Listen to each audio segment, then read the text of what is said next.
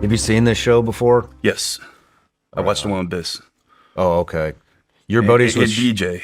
You watch DJs? Well, I knew DJ when he was a kid. Yeah, I saw that. I did a platoon with his dad. His dad was actually my platoon chief. Yeah, I knew DJ when he was 13 or 14. Just to go hang out with his parents. They'd always, they have a big deer roast. We'd go hunting and eat some venison, tell stories. His dad was one of the most incredible storytellers.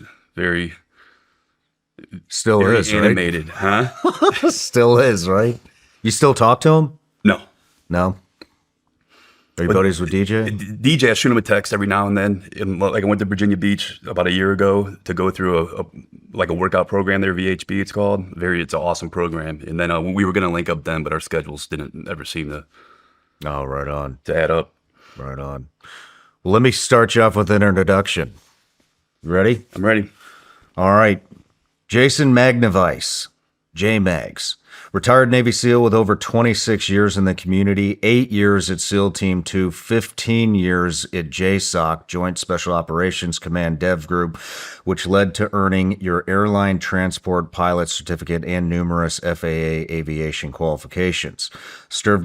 Served as a tactical communicator, sniper, lead jumper, and team leader. Completed 4 deployments to Operation Enduring Freedom. Completed 4 deployments to Operation Iraqi Freedom. Closed out your career as the coordinator for recruiting candidates for Naval Special Warfare. Senior enlisted advisor for the only enlisted aviation unit in the Department of Defense.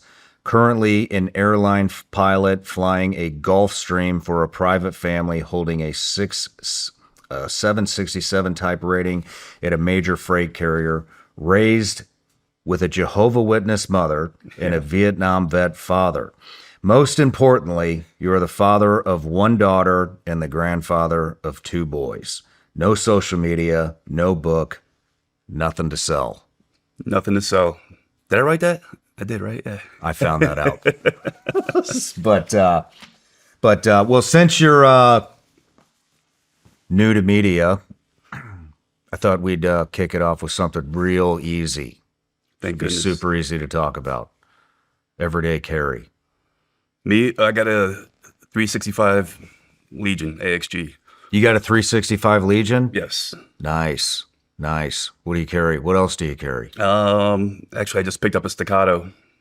Nice. 2 days ago. Nice. Yeah. You like it? It's a little Gucci, you know what I mean? But it shoots like a dream. It's heavy. It's an XC, but it was one made. Our community actually got.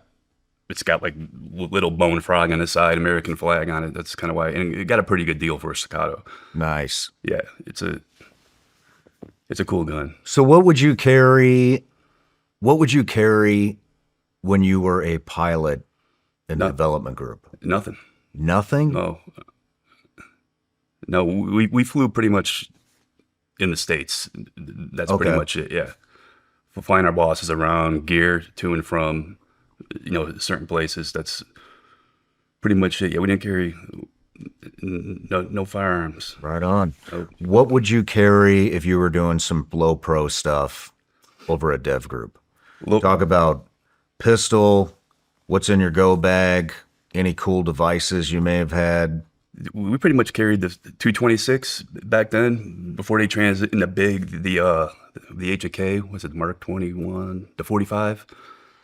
The hand Holy cannon. Shit, you guys were using those? A couple guys carried them, yeah, it just for the suppressed value of some of them.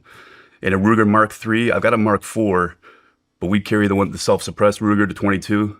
With the little hush puppy? Yeah, for shooting out street lights and stuff like that. Nice, nice. Anything else? What kind of medical? It's blowout kit. That's it. We had PJs that did all that stuff. What kind of long rifle were you using? I had a SR25K. I like to carry 308. It was a shorter SR25, and 300 Win Mag was like the laser beam back then. And now everybody I know is shooting 6.5 Creedmoor, all that other stuff. And yeah. What's your favorite round? I like 308 and 300 Win Mag. You like 308, 300? Do you like 300 Blackout? I got a Daniel Defense PDW. Actually, that's pretty sweet. Yeah. No shit. But every time you squeeze off a run, it's like there's $5, $5, $5, $5. You know what I mean? Yeah. Well, I got you a present. What'd you get me? Do you want to see it? Sure. All right. It's a bag of gummy bears. Vigilance League gummy bears. See, I do have shit to sell. I like gummy bears. But that's a bag of Vigilance League gummy bears made in the USA, legal in all 50 states, so you can fly home. Am I going to pop positive if I take these with anything? You might pop positive for sugar and red dye, and that's about it. And I did get you one other present, too, since we're talking about weapons and Oh, yeah. There's a story behind that. guns and everyday carry. Oh, no way. Yeah, man. Have you seen these? This is that a Sigma Rattler? This came out after the Rattler. This is better than the fucking Rattler, my opinion. But this is the SIG MCX Spear. And so this is they're replacing supposedly they're replacing all the military rifles with the 6.5. Excuse me. 6 point. Shit. Now there's so many rounds coming out. I can't fucking keep track. It's either 6.5 or 6.8. Yeah, you start talking guns. But this one, so they got a 5.56 version, a 300 blackout version, and a 6 point whatever version. And they put their new optics on the top of them for you. This is like, you can't even get these yet, barely. And then, are you familiar with Silencer Shop? Yes, I just picked up a couple Huxworks cans, a 5.56 and a 308. No shit.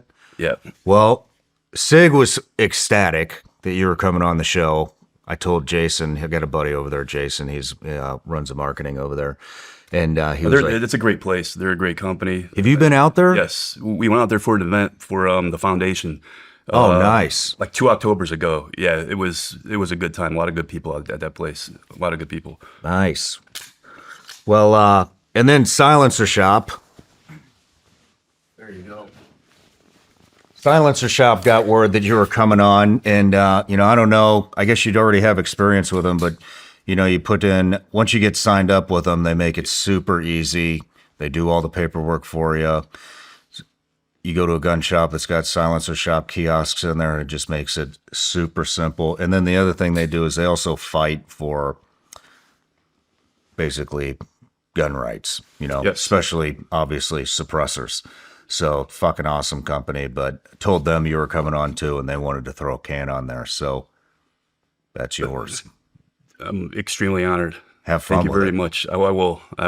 We got a little place, Land Passes, Texas, that we do some blinking at. Nice. Try to eradicate the hog population out there because they get out of control. I hear that could be pretty challenging. Yes. But From a helicopter, it's entertaining. nice.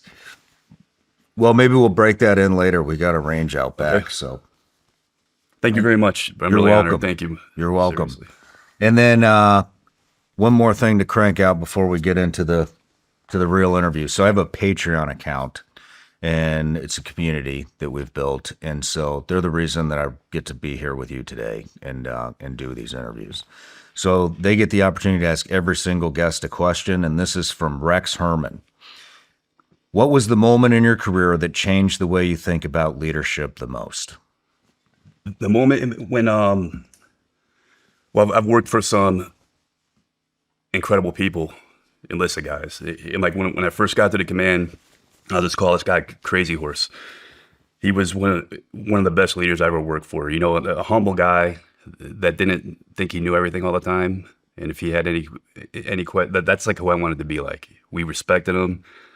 He was a hard worker. He led by example, but he wasn't hard-headed, right? He was just, hey, if he had he wasn't afraid to ask a question. He wasn't afraid to delegate other people that he knew were better at certain things that he wasn't. And that's what really made me respect leadership a lot from him. Right on. And a few other people. What year did you get to the command? 2001. Holy shit. Yeah, I went over there. And you left in 2019, I think you told me before we started. 2016. 2016? Holy shit. Yeah, you had 15 fucking years over there? I went over there for a break, too. I saw that in your outline. You wanted a break and then decided to scream for Devgru pre 9/11. I wanted a break. I was tired of doing 6-month deployments when I was at Little Creek, and I did winter warfare platoons too. So it was a long workup.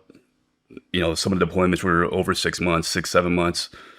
And my daughter was born in what year? 97. And I was gone a lot. And we weren't really working that much. A little stuff in Bosnia, Kosovo. That's pretty much.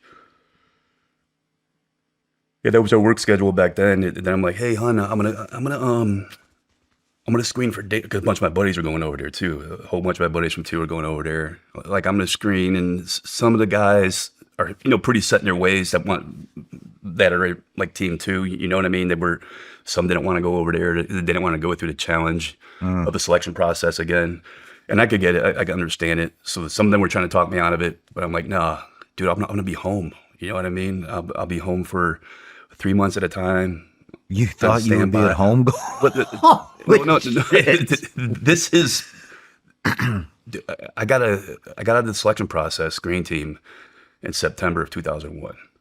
Holy and shit. I remember walking across the compound when we were talking about the planes hitting the towers, and the first thought was, man, ATC must have screwed that up. Then when the second one hit the tower, yeah, they took our whole class into a briefing room. Our skipper came in, gave us the brief, and we're like, oh boy, excited. Yeah. Excited because we knew we were going to be busy. But, the families, the families were like, our guys are going to be gone for quite a bit, and we were. Damn, man. We were. Damn. Yep. Well, I know you've had one hell of a career, but let's start prior to the career. All right. Where'd you grow up? Waterbury, Connecticut. What were you into? I was into bikes, baseball, and football, pretty much. That's it? Yeah. What about when you were littler? When I was a time kid? in the woods? Oh, yeah. Well, my grandfather. So that's, getting back to the. Yeah, by the way, I got to get for you. We'll get that down the road. But, my grandfather, my mom's dad, he was a Korean War guy. He, from Kentucky, big backwoods guy. Yeah, he taught me. We'd go hiking all the time where we used to live by a reservoir in Waterbury, Connecticut. Yeah, he'd take me on hikes, point out like poison ivy, poison oak, show me how to make little spears, like with his little folding knife. And then, we climbed this mountain. He called it Jason's Mountain. Yeah, it was pretty good upbringing. Me and my dad also taught me a lot growing up. He was kind of a stickler for baseball and football, and pretty stern when it came to that stuff too. Oh, really? Serious? Yeah. Right on. Yep. What did your dad do? My dad, he worked, when he got out of the Navy, he worked for a cargo company as a supervisor for transportation. And then he actually retired from the state of Connecticut, working as a transportation supervisor for the state. What about your mom? She pretty much a stay-at-home mom most of her life. I got a sister I'm 4 years older than, and a brother I'm 10 years older than. Okay, so you're the oldest. Yes. And your mom was was Jehovah's Witness. Yes. We have a prior Jehovah's Witness working here. Great people, aren't they? Yeah. Yeah. Awesome human being. Yes. He's editing the show right now. But is he still? Boy, he's got some fucking stories. Is he? Oh yeah, it's rough. It's rough growing up as a kid being a Jehovah's Witness. They stole his kid from him. They did? Yeah. Well, I guess I can't say they stole his kid from him, but it's a custody battle, and like they're all going against him. It's wild. The religion did? The Yeah, Kingdom Hall did? Really? Yeah, Wow. yeah. Well, I'm sure I'll tell you about it after Yeah, that's this. crazy. You had a good experience? No, it's hard. It's hard to explain. So my mom had me when she was. This is a funny story. My dad got drafted. He was 20. Your dad got drafted? Yeah, he got drafted. He was supposed to go to PBRs. Then he volunteered for submarines because there was also sub trainings in Groton, Connecticut too, at the sub base there. So it was convenient. And before he got, So my parents are married in May, and my mom was little Miss Goody, awesome. I love her to death. Little Miss Goody two-shoe. I'm like, Ma, you were born on, say, a certain date in October, and my birthday's 2 weeks later. So she turned 18, and I was born 2 weeks later. Wow. Yeah, they're still married. Wow. Still married. Yeah, that's cool. But when my dad was deployed, you know, and on some of his sub trips and stuff like that, Jehovah's Witnesses, you know, they go door to door on Saturdays or throughout the week, and they kind of pulled her into it, and because she was probably pretty easy to influence her to have, you know, like a congregation of people like-minded, and they're great, they're incredible human beings for the most part. You know, everybody's got their I can't argue bad that. apple. Everyone I've met, they've been super nice. But then, you know, going to church 3 times a week, the Kingdom Hall, that's what they call, you know, the church where they go. Having to wear a suit, which I still to this day, I don't like wearing a suit. Get dressed up in a little suit, little tie. Go to the Bible study once a week, like a Tuesday nights. You go to church Wednesday, Sunday for an hour and a half.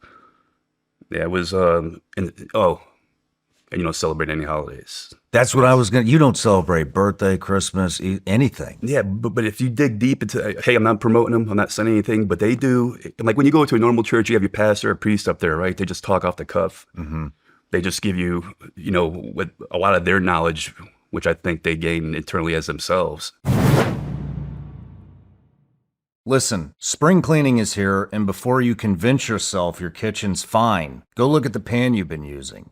If it's warped, burnt, or sticking to everything, it's time. That's why I switched to Hexclad. These things are just built different. You get the performance of stainless steel, but with the convenience of nonstick. So you can actually get a proper sear without dealing with a nightmare cleanup after. Most pans make you choose. Either they cook well, or they're easy to clean.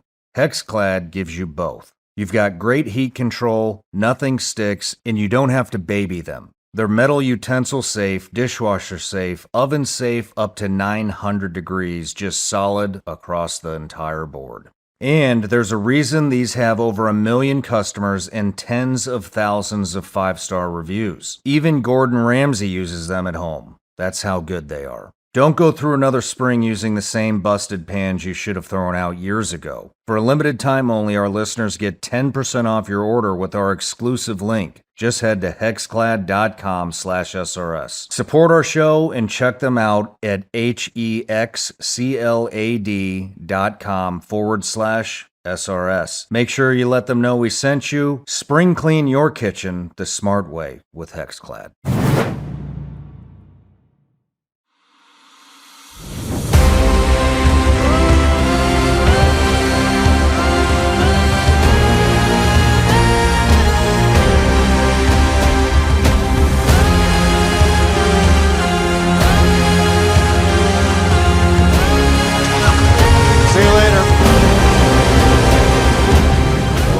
Building. What do you think, Shawn? We're high.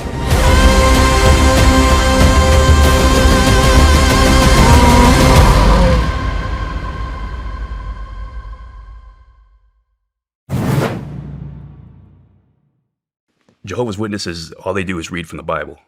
That's it. You know, from Genesis to Revelation, their viewpoints are pretty good, but why you don't celebrate certain holidays, yeah, it makes sense.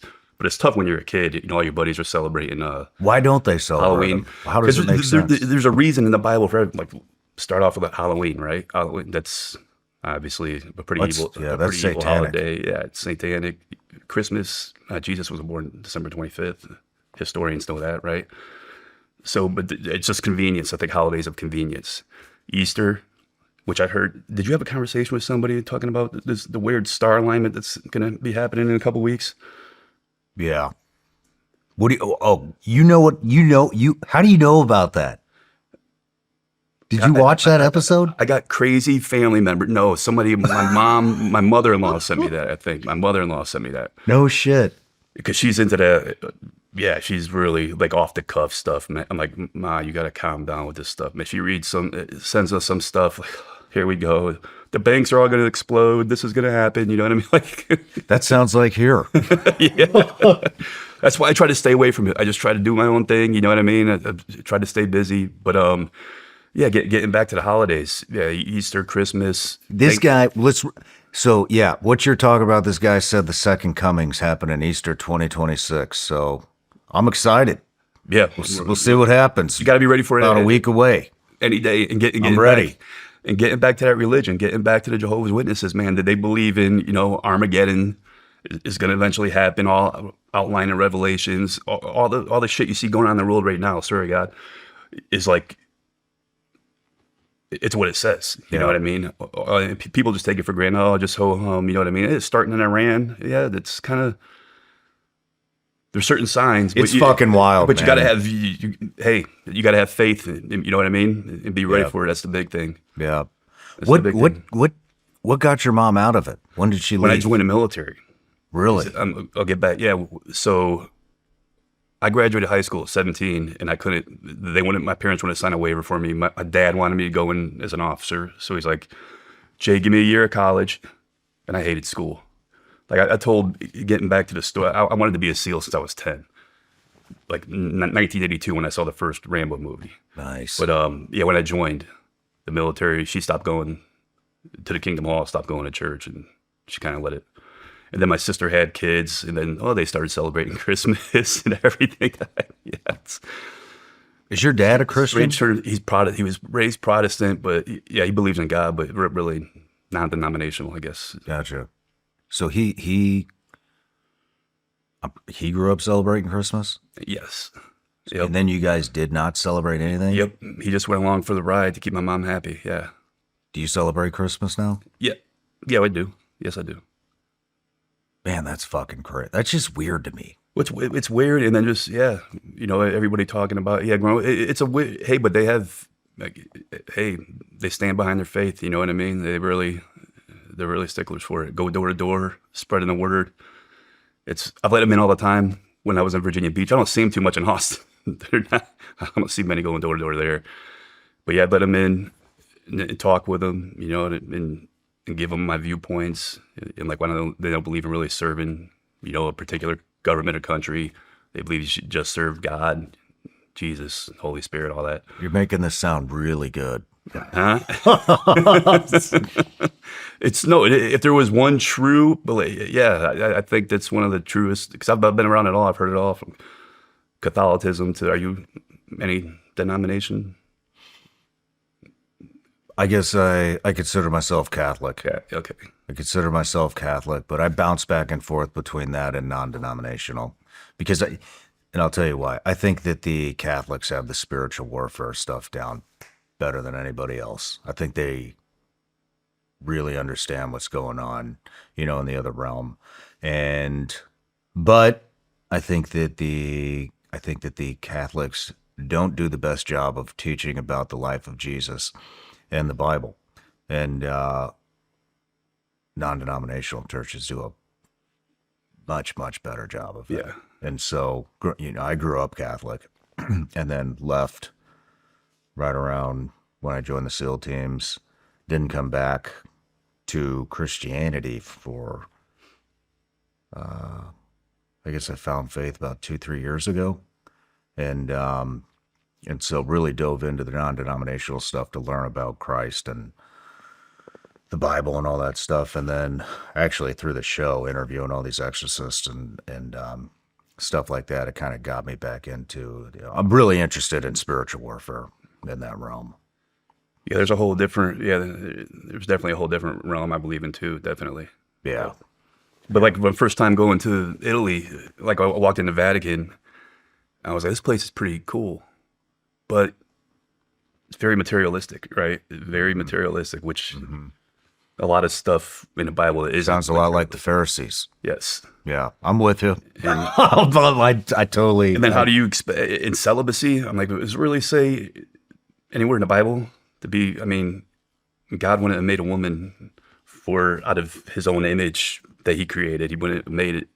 Yeah. He wouldn't have brought Eve in, right? If yeah, down the road you got to be you got to be celibate. You can't procreate. It makes, and I'm not too sure the real reason behind it. I've heard a bunch of theories about keeping, certain sects of the Catholic Church within each other. I'm not too sure where that really came from. I don't know either. But it's just weird. Yeah, it's once again, like you said, I think you just got to have faith in whatever you believe in. Because there's some weird, there's some weird stuff going on. There's definitely some weird shit going on in the world. But, so, you wanted to be a SEAL since 11 years old. Spent a lot of time out in the woods, carving spears, making weapons. Yeah. Well, my dad, that's why I brought this for you. It's a movie prop. But I saw the first Rambo at 10. Jehovah's Witness kid. My dad takes me to see, because he heard about this movie at work or something. He takes me to see First Blood, rated R movie, 1982, 83 came out, I think 82. And I was like, holy cow. I'm like, that is, that image you get in your head at 10 years old too, like that, just being in the woods, the freaking blade that he had, you know what I mean? This ain't the Jimmy Lyle one. Jimmy Lyle made Dark. I saw Knife Smith, he passed away a while ago. But I was intrigued. And my dad's like, yeah, Green Berets, like they say in a movie, or somebody, those guys are real badasses. My dad's like, yeah, I worked with, these guys called, UDTs and SEALs back in the South China Sea and submarines. He did a few things with them. And I always loved the water too.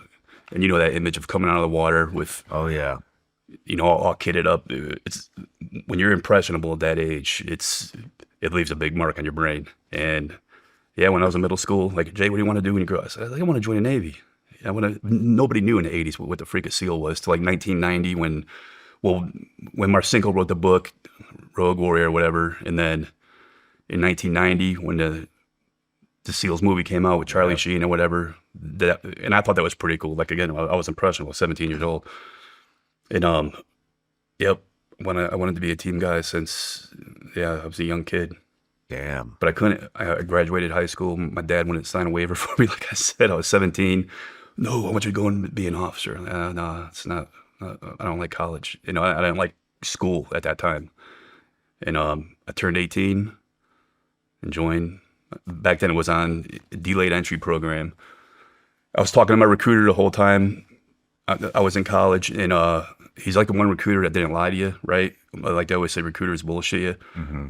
And he was a quartermaster, a rating on the submarine. And back then they had the dive farer program, which you join, but as a non-rate, you go to boot camp, pass a screening test, go to BUDS, and then if you fail, if you make it through, you get a rating. But if you don't make it through BUDS, it's not like nowadays where you can say, oh, I'm emotionally distraught, and they let you out of the Navy. If you didn't go to BUDS, you're like chipping paint and, swabbing decks as a non-rate in the fleet, which is not good. And my recruiter's like, Jay, the odds of you making it through BUDS are very small. He goes, you're going to want to have, if it falls through, you're going to want to have a good rate in the Navy. So I'm a QM. It's a pretty decent rate. And I wanted the shortest A school, the shortest school you go to for the rating. And back then, I think it was Singleman was 3 weeks and QM was 6 weeks. So, sign me up. And boot camp, A school in Orlando, then straight to BUDS. Right on. What'd you think of BUDS? Hold on. Let me back up. What did your parents think when you got in?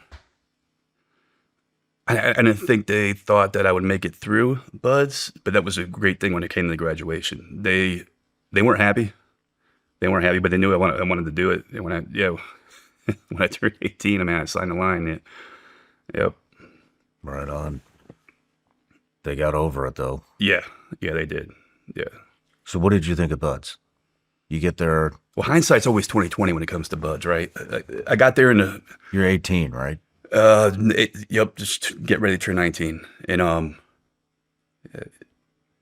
got there in August, right when we had like 12 officers in our BUDS class, mostly all Academy guys. We had 2 Air Force Academy guys too.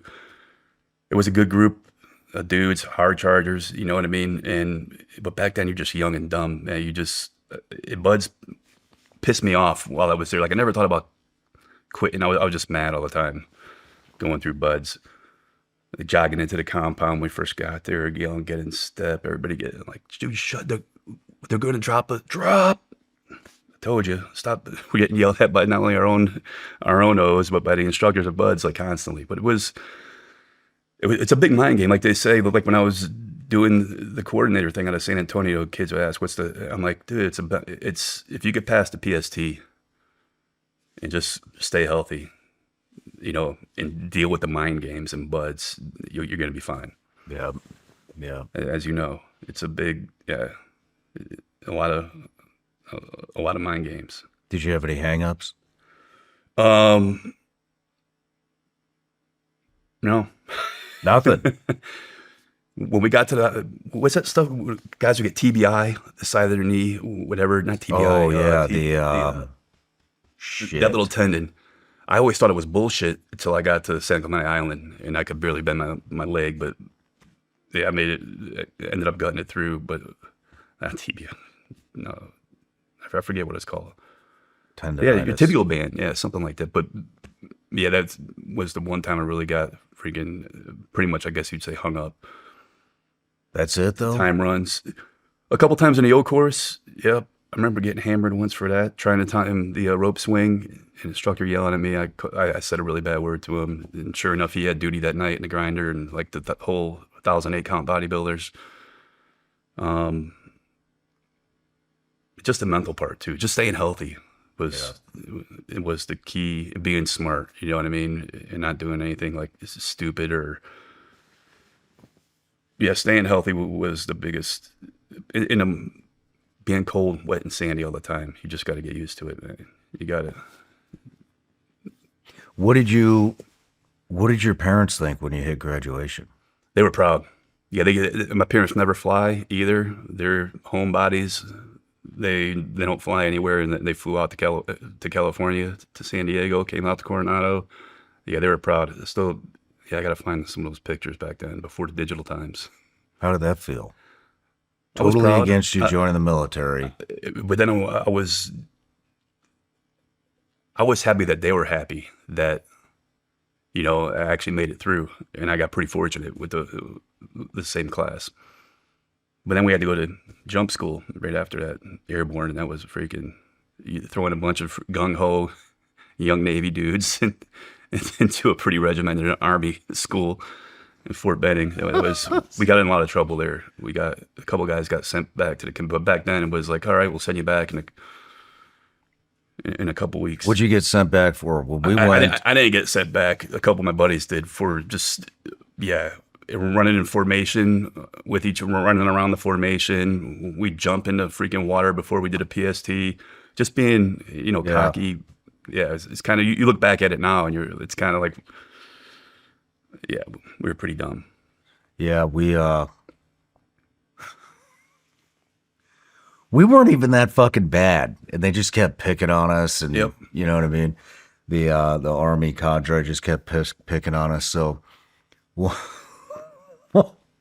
so one of our guys, they make you do watch and shit out, Yeah. at the barracks, and so a really good friend of mine, he's passed away now. His name's Kyle Paulson. Name was Kyle Paulson. He posted all his guys up there. He's like, you go watch that door.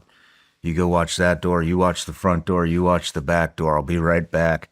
Went in to the sergeant major's desk and took a huge shit.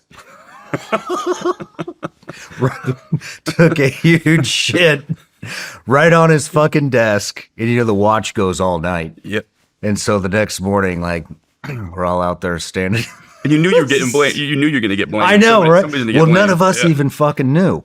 And we're just, he didn't tell the guys that he had posted up on the doors. He didn't tell any of the other guys that were coming in from Buds. We're all in the same Buds class. And we're standing out there in formation the next morning. And this guy was just it was just like, dude, we're not even doing anything. You're being a fucking asshole to us for no reason. And he comes out. He's like, these you fucking SEALs. And we're all like, what the hell? Who shit on my fucking desk? That's me. Fucking starts the muster with who shit on my fucking desk. And dude, I mean, Did he ever get caught? Or did anybody rat him out? No. He told us that night, but no, none of us thought it was fucking hilarious. So yeah, just the visualization of that dickhead having to scrape shit off of his desk. Dude, that's freaking disgusting. Yeah, I know it is. It's also hilarious. So, but yeah. Anyways, And you knew you were going to get blamed for it anyway because, yeah, they always, those freaking Navy guys, because I think we had a couple of EOD guys there too. But, yeah, we got blamed for it pretty much, the 32-foot tower? Oh, Yeah. Well, like the second class is the E5s. We're in charge of the little hill. You jump off the 32-foot tower. You hooked up the little D rings. You do your 4 count and get down. We had this big dead blackbird on top of and we thought it was going to go up to our black hat. Our instructor was a cool dude. He jumped into Panama. He had his little freaking mustard stain on his airborne wings. So he was in the 75th Ranger Regiment too. So he had a little bit of animosity from the other instructors looking on him, but he was real cool to us and to the future team guys that just got out of buds. But we thought he was going to be up there, and they switched sides. But we took this blackbird, shoved its head. It was somehow it died up on the freaking hill. We shoved the head in the D ring. So when the runners come down, like they hook the little rope up to the D ring, and they're running, and this bird, it wasn't small, it's like flopping like this. So the instructor nonchalantly grabs he just yells, "Everybody drop!" And it was a different guy, and they tried to hammer us. We just keep doing push-ups because that's all we've been doing our whole lives. Well, up to that point, and yeah, he took everybody off the hill. We had hammered us for a good hour, and the poor other people up on the hill that were just going through airborne were like, they had to pay the price for our stupidity. You know what I mean? And, oh shit, dude. Yeah, that was interesting times back then. A long time ago, man. Good times. Yep. Good times. Good memories. But Definitely. so where do you go from jump school? Team 2. Team 2. Yep. What was the reputation of Team 2 back then? Oh, my Team 1 and Team 2, man. The SEAL Team Shoe, they called it. It was, you don't want to be a new guy hanging around in the locker room in the cage area on a Friday, put it that way. Yeah. Hazing was pretty common. Did you get it? Pretty fun. Oh, yeah. Give me a good hazing story. They don't do this shit anymore. Really tell you. No, dude, I was when I made 3rd class and got my bird, we were at Fort Pickett in Virginia. And my first platoon, we all went to Captain's Mast after deployment for a hazing incident that was actually an accident, but it went to the wrong people. But anyway, yeah, man, I'm talking, if you try to fight back at all, because I was a pretty good scrapper back then. Now it's all over when somebody's got your balls in their hand and they're twisting, man, and you're getting tied up or zip tied and getting dragged out, freaking shaving your balls, hot sauce in the balls, getting hit with paddles. Yeah, it's stupid, right? It's all fun and games until you're tied naked to a spine board hanging upside down from an elevator shaft and they're shooting fucking simunition rounds at you. Yeah. And then tape your head up and put a little pinhole in your mouth and throw you in the fucking showers. Yeah, like waterboarding. Welcome to Team 2. They're like waterboarding. Like what? You get that all the time, man. Yeah. Drop a rag on your face while you're hanging upside down, and then as soon as you take an inhale, somebody's blowing cigar smoke in your face. Yeah, they're like, that's not torture. Or whiskey down your throat. Oh, my goodness. Yeah. It was stupid. I mean, back then it was just like, and then once you got your Dude, there were like no fucking rules when you were in. Yeah, well, that's why you were, I mean. Like no rules. You were smart. When you got secured on Friday, we would sneak out through the locker room, jump the back fence over by STV and get to your car. You park down the road so you want to get freaking, guys would have, keg in the locker room, a Friday and freaking, where the new guys at? You don't want to be around, man. Did you carry that forward? No, I did not. No, I can't say that I did. I wasn't big into it. I wasn't really big into. No, I thought it was stupid when it happened to me. So I'm like, well, why do I want to do that? But when you were a new guy and after you got hazed, and if somebody else was going to get hazed, they made you, like me and my buddy John, we were the takedown guys. Like the most dangerous part of hazing somebody that doesn't want to be hazed, right? You got to go in and grab them while everybody else tries to control them, tie them up, do whatever. And then it wasn't for me, really. Yeah.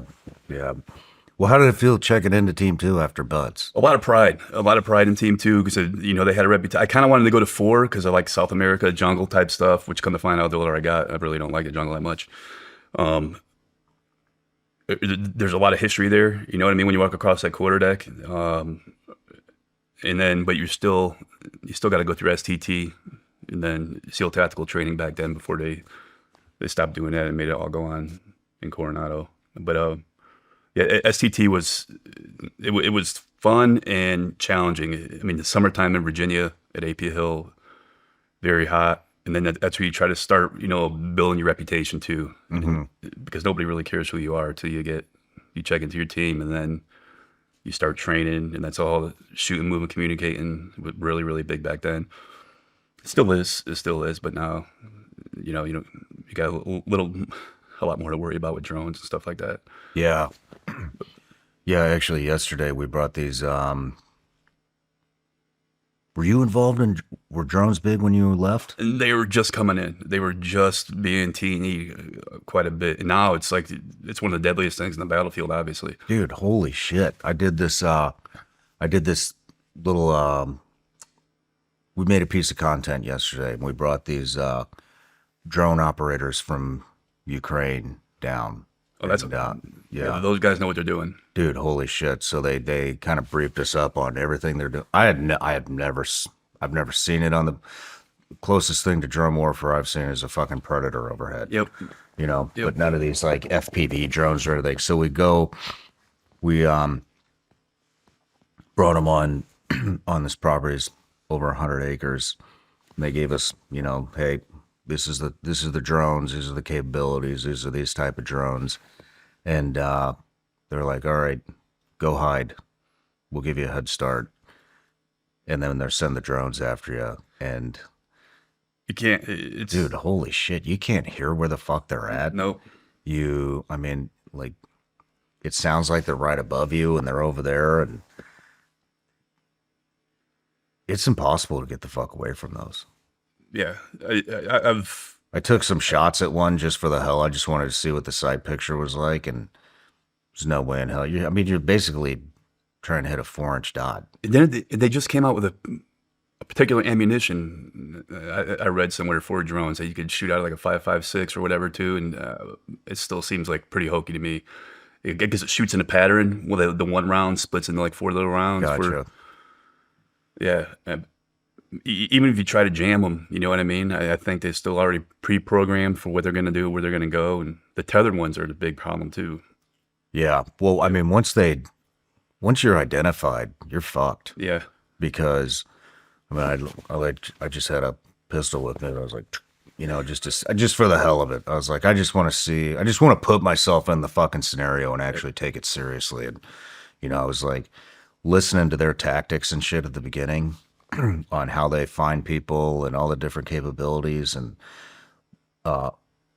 what the weaknesses are. So I was trying to utilize some of that stuff. But once they're on you, you're fucked. Done. Like, doesn't if you shoot one down, there's just going to be a swarm of them coming. 20 more of them, yeah. And they were even saying that you can have one on station or more than one on station and have the same pilot controlling multiples. So you could, fly 10 damn drones in, have 9 on station, and just, that one went down. Another one. Switch to the next one. You know what I mean? And they're already hovering on station, just waiting for it. Waiting to bounce. Yeah. I was like, that's nuts. You're fucked. A shotgun, even a shotgun, you don't even have that many shells to go through. You know what I mean? Maybe it hit one, but by that time you got one coming behind you too. It's a whole different battlefield. Like we always say, like getting back to the STT thing, that's where they really teach you, the diving and then shoot, move, and communicate. And now you got to really stay low, move with discretion, and definitely have somebody watching your six, or somebody that's gonna, because the drones are the biggest. I mean, for what I'm hearing now and all this stuff, because I've been out of the game for a while, and then talking to people that know a lot about it. It's a different battlefield, definitely.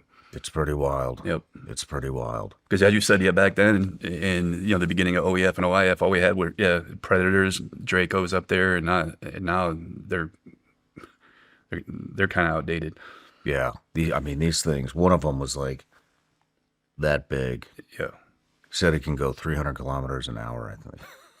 It's fucking crazy. That's insane.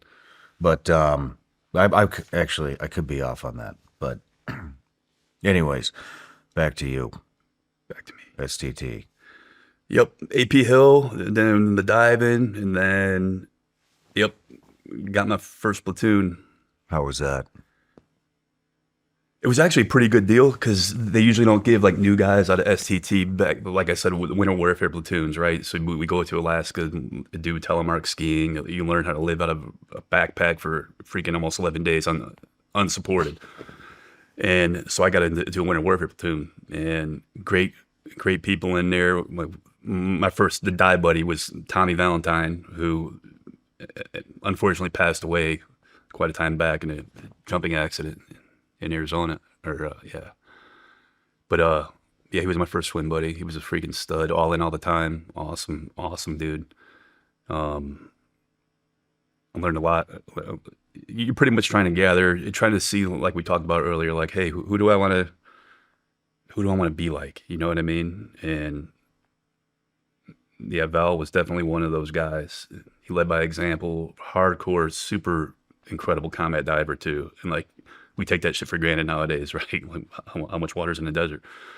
But yeah, super squared away. Pretty much everything he did. Where was your deployment? We went to our first trip. Well, they moved the command. Well, not the command, the unit from Scotland. Yeah, we moved on over to Italy. Brindisi, the heel of the boot. Because we were staged there just to go over it back and forth to Bosnia, to Syria, or Kosovo, for whatever, just to work with other little units over there. We really weren't doing much as far as combat-wise. And a teammate did a couple ship takedowns in the Adriatic around that time to enforce the embargo. Like I said, this is back in the 90s. And then we went to Norway, which was a blast. I've heard those are awesome. We went there for a month, and yeah. The funny thing is, I'm raised my whole life, right, thinking I'm Polish and Lithuanian. My first trip to Norway, I get there, we're talking to the Marine Jaegers. They're like their version of SEAL. Great, incredible people. They're like, are you Scandinavian? Are you like Norwegian? Like, you got a big head. You kind of like, you look like us. And I'm like, no, dude, I'm not. No, I'm like Polish and freaking, I think Lithuanian, you know. But back then, sure enough, I get my freaking the 23andMe or whatever, the DNA check done. Comes back, hey, you're 80, it's like 78% from, and like in Norway, that area, like it's right over there, kind of a little bit to the UK. And my mom is also the same. Like my dad, is he even my dad? No, he is. But yeah, he don't have any, like I don't have anything that my dad has in him from his DNA. It's weird. Well, like the ethnicity traits or whatever you want to call them. Yeah. But going back to the first trip to Norway, and they like, dude, are you Norwegian? I'm like, nah. Like, you look like you could be. You know what I mean? They were, like I said, this was back in 93, 94, and I'm like, no. And yep, sure enough, I am. But Norway was a blast, man. A lot of skiing. Those guys are born with freaking skis on their feet. I mean, jump turning with 80-pound rucks on them with telly skis on. You're like, holy cow, we're just too busy picking ourselves up off the snow. You know what I mean? Yeah. Damn. Damn. What was going on? I mean, I know what was going on, but did you wind up going to Bosnia, Kosovo? Yeah, we go to Sarajevo, hang out there. Actually, that's where I started, made a couple of good friends with a couple CCTs, combat controllers over there from, yeah, we just drive around to various like safe houses there, hang out there, bring them food and stuff, and come back. It was a lot of driving around, not too much. What was the point? What was the mission? Dude, back then, right? It's funny how America goes to one extreme. We were protecting Muslims from getting killed by Christians, right? The Serbs and all that and I really wasn't clear what the mission was over there. It was just. Sounds like every fucking war. Going after. I'm not really sure what the fuck we're doing. Well, going after Pifwicks and like the persons wanted for war crimes or whatever, yeah. Like these generals that were in charge of the mass freaking graves and stuff and killing just in like towns of people. You know what I mean? Yeah. But that was very like low genocide going on. Yeah, a lot of genocide. Yep. Yeah, humanity can be evil at times, man. So what? I'm just curious. I mean, this was. I don't want to relate our experiences, but this sounds similar to when I joined. What What was your impression of the SEAL teams? Were you fired up? Were you disappointed? I mean, this all came off of Rambo in 1982. Yes, it did. It did. You're not doing Rambo stuff. No. Yeah. Not yet. I think I was just along for the ride, like waiting for something to happen. You know what I mean? And the training was fun, but we made, obviously, we make things that people pay to do for fun suck. Mm-hmm. Like jumping, like, dude, we'll go skydiving. Like, dude, I don't care if I ever see a rig again, diving. Like, there's nothing fun. I'm staring at a compass board, a freaking depth gauge, and a stopwatch for freaking 2 hours underwater and freezing your ass off, right? But you learn a lot and you want to be good at it, right? You don't want to be subpar, especially. But the biggest thing is not letting your teammates down. I think that was so the brotherhood. You definitely see from the beginning once you're in, once you get kind of established in your role and you build that trust. But as far as being bored, yeah, it was as far as like not actually doing what you're training to do. I think that's kind of what was going on in the past couple of years too, as well, with guys just getting bored and wanting to just, But you got to be careful what you ask for too. Mm-hmm. You got to be careful what you ask for. Mm-hmm. Mm-hmm. So you spent some time. How long were you at Team 2 before you decided? 8 years. Oh, 8 years. Yeah. There's something. Glad you brought that up. Something that's not on that piece of paper right there. So I got out in 98 for 8 months. I got out. I was going to be a U.S. Marshal. A couple of my buddies from Team 4 already went over and doing it. I went through the whole process, got out, moved to Connecticut, moved back home because I thought I was going to work out of New Haven. A guy I went to high school with. As a marshal. He was the head marshal at the time. A guy I went to high school with, his dad's best friend. So he's like, come up here, you move up here. And I'm waiting to hear back from the Marshal Service about when I'm going to go to Glencoe, to start up school down here at Fleet C, whatever. And then I get a letter back then. This is before emails and all that. We're sorry to tell you that you're no longer considered for and I went through the interview. I went through I interviewed left the fucking SEAL teams to become a marshal, and then they denied you. But can I rewind for a minute? Yes. Why did you want to leave the SEAL teams to become a U.S. Marshal? My daughter was born. I didn't want to deploy anymore for no reason. Just what we were talking about earlier, as far as being bored. There really wasn't anything going on, and I thought it would be cool. You know what I mean? And just talking to other buddies too, like, hey, it's better than being an FBI agent because you don't got as much red tape to cut if you want to do. This is back then, Yeah, and I said you're no longer being considered for the position. And I called up one of my buddies. He's like, yeah, dude, they're doing a whole scrub. It was at that time. It was kind of like because I looked the way I am and who I am. I wasn't going through with that class. I'll just leave it at that. So I'm like, shit, what am I going to do? Like, I got a newborn. And my buddy's like, hey, the federal prison's hiring in Danbury, Connecticut. And I'm like, what? It'd be a freaking CO, right? And so I go interview for that job. I'm 23, 24 years old. And I'm like, yeah, I guess I could do it. And it just went from male prison to female prison. Medium security federal correctional institution in Danbury, Connecticut. And they're like, dude, you sure you want this job?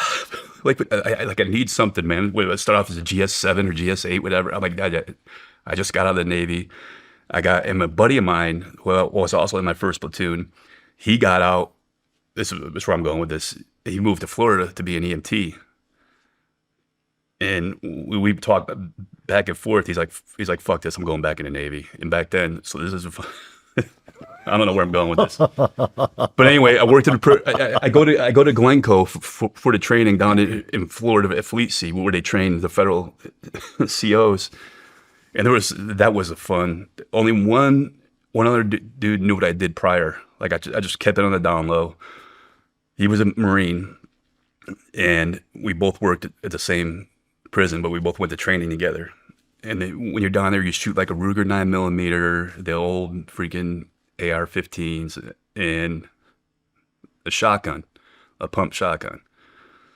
And yeah, it was a good time. It was a pretty The shotgun story, I got to tell it though.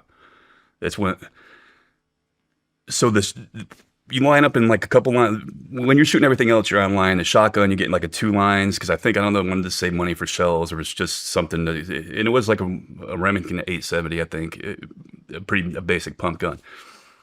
And there was a lady, a DEA agent, that was an instructor there, right? And I'm just having a good, I'm like, dude, wow, this is going to be funny. So, because she's like milking everybody through it, like, hey, this is what you do. Like, you put one in the chamber this way, and then you load it like that. And she's like, all right, be careful, it kicks a little, right? And I get up there, and I'm like,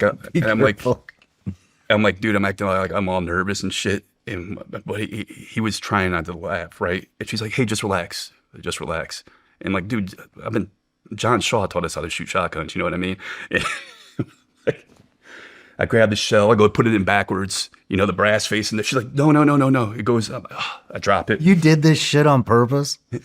I drop it, and then I load up, and she's like, okay, be careful. It kicks a little, and like the way they're showing how to shoot, like boom, so boom, boom, boom, boom, boom. I give it back to her. She called me a fucking asshole, and the guy behind me was laughing. I'm like, dude, I just wanted to have fun with it. And one of our instructors, like, he started laughing his freaking ass off, because it was a pretty, the way it went down, you had to be there to see it. But it was pretty fucking obvious. She was like, be careful. I'm like, yeah, no, I'm a little nervous. That's awesome. But yeah, I did that for 8 months. Found out my buddy went back in the Navy, and I'm like, dude, I can't do this anymore. So I called up. I'll call him Mad Dog. A lot of people are gonna know who he is. And he was working, another great guy, another great role model. Growing up, taught me how to ski, actually. Well, growing up in the teams. And I'm like, hey, are you taking? I'm like, can I go back? And he goes, I knew you'd be calling back. I'm like, are they taking? He's like, yeah, you got to go see your recruiter. I'm like, what? I just can't. He goes, yeah, you got to go see your recruiter. And this was before SO was actually a rate. I was still a quartermaster. So I went to the same recruiting office. I went in freaking, dude, 10 years ago when I first started talking to him when I was in high school. And obviously the same recruiters aren't in there. And I'm like, hey, I want to go back to the Navy. They called it a nav vet. Like, I'm a nav vet. I want to go back. I'm like, well, what did you do? I was like, I'm a quartermaster. I think it was second class. And he gets up, he calls a detailer. He's like, no, they're not. No, they're not taking you back. I said, my NEC is 5326. And dude, I'm wearing Tevas, torn shorts, and like freaking a beat up t-shirt. And he's like, you're a fucking SEAL? He goes, oh yeah, they're taking you guys back. And that was another little journey. So I had to go back to the MEPS, the Military Entrance Processing Station up in Springfield, the same one I went to before. And my recruiter drove me up there. Well, the recruiter I was working with, I had to do the duck walk, go through the whole physical again to get in there. And then when we were standing there to swear in, I'm like talking to this kid. I'm like, hey, what are you going to the Navy for? He goes, I think I'm going to go to BUD/S. I want to be a SEAL. I'm like, I heard that's tough as shit, man. Like, it's a pretty hard, line of work to choose. And my recruiter's like, Jay, leave him alone. Like, don't be it. And I said, hey, we'll talk about it afterwards. So it was going through the whole recruiting thing again, going through the whole freaking, yep. I came in 2 weeks later. I was in a platoon with DJ's dad, with my platoon chief. Yep. How was that? It was good. It was a good time. It was good just getting back. It was good getting back in, man. It was just good being around, going to work. I'm not saying going to work at FCI for like 8 months and then having that broken service and then realizing, how much you do miss. Like, the biggest thing you miss when you leave are the guys, right? The boys. So getting back in right into another winter warfare platoon. Yeah. Right on. It was, and then, 2 years later, I screened for For Devgru. Well, before we dive into Devgru, let's take a quick break. All right. Perfect. If you've ever hired somebody like I'm in the middle of doing right now, you know this can be extremely overwhelming. You put a job posting out, and the next thing you know, you have 2,000 resumes all wanting to be the next producer. Well, if you're hiring, here's the good news.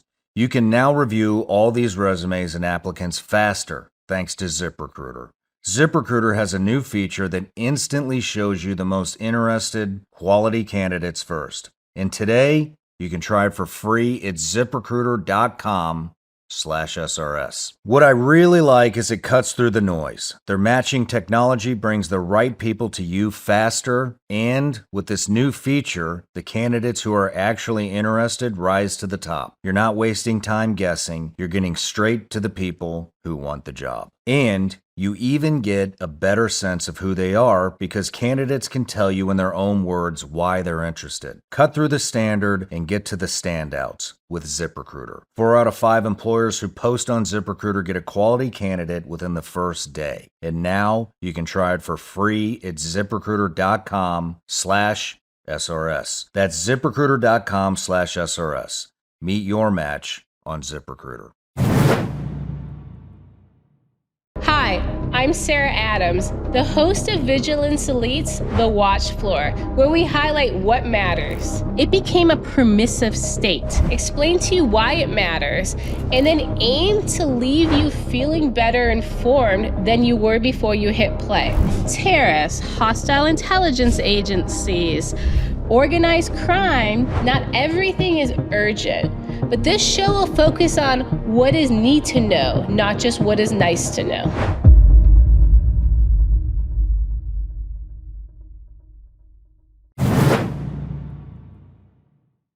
All right, Jason, we're back from the break. We left off at you took another break from the SEAL teams, became a correctional officer, went back to Team 2 for about another 2 years, and now sounds like you're getting ready to scream for development group, also known as SEAL Team 6. Yes, I wanted to go over there to take a break. You wanted to go over there to take a break? Yes. Did you tell them that in your screening? No. I'm just kidding. No, I wanted to go over there to stop because my daughter, once again, was young. I was never home. Just wanted to stop with the 6-month deployments. And I'm like, you go over there. I had a bunch of my buddies went over there, and they're like, it's great. You know, you hang around for 3 months, just carrying a beeper on you back then, and then you do some very specialized training. You know, for another 3 months, you get to go to schools. You want to go like civilian schools, great shooting schools, you know, lockpicking, all that stuff, and at a very high level. And then you train with your team back then, or squadron now, for another 3 months. So you're home quite a bit, except for when you're picking and choosing what training you want to go do. And this is what you were told. Yeah, this is pre 9/11. Yeah. Yep. And I finished a training program there in September 2001, and yeah. Well, hold on. Let's talk about the screening. The green team. Yeah.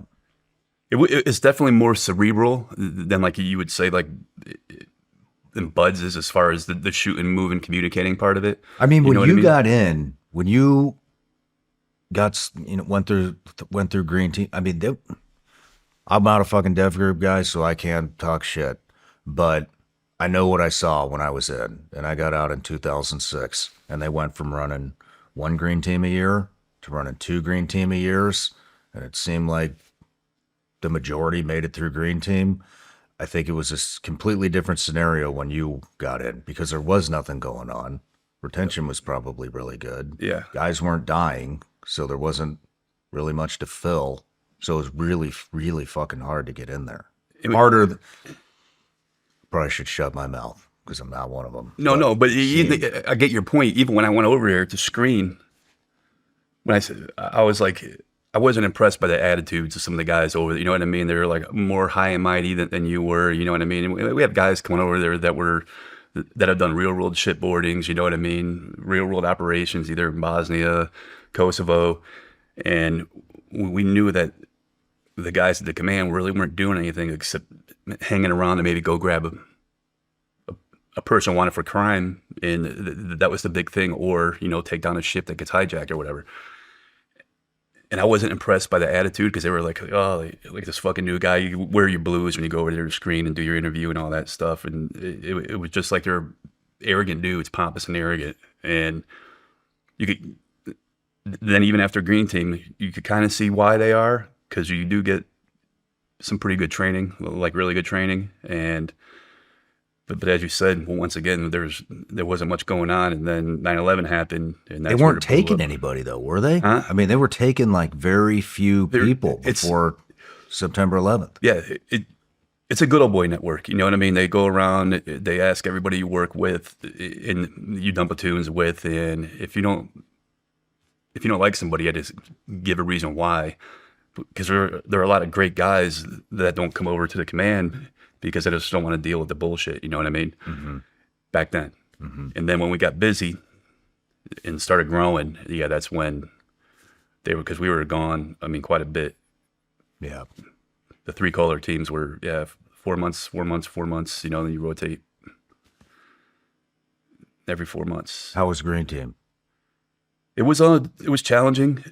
Safety's a big thing there, and doing things at a very high level. You know, being able to shoot well, it's a big thing. Safety violations, I said, is the biggest thing that gets people shit canned from there.